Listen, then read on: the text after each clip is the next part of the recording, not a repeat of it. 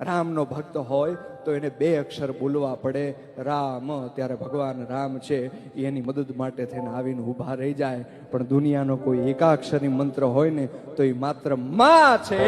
નાનું બાળક છે એ ગળથોલિયું ખાઈને પડી જાય ને માં શબ્દ નીકળે ને ત્યાં માં ગમે ત્યાંથી દોડીને આવીને ઊભી રહી જાય. માં ગમે ત્યાંથી આવીને ઊભી રહી જાય. હતો હું સુતો પારણે પુત્ર નાનો, રડું છેક તો રાખતું કોણ છાનો. મને દુખી દેખી દુખી કોણ થાતું,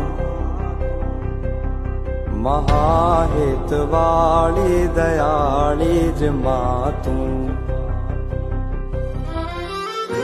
માથી મોટું કોઈ નહીં, મળે ને હોય જળધર કે જગદીશ, સૌ કોઈ નમાવે શીશ.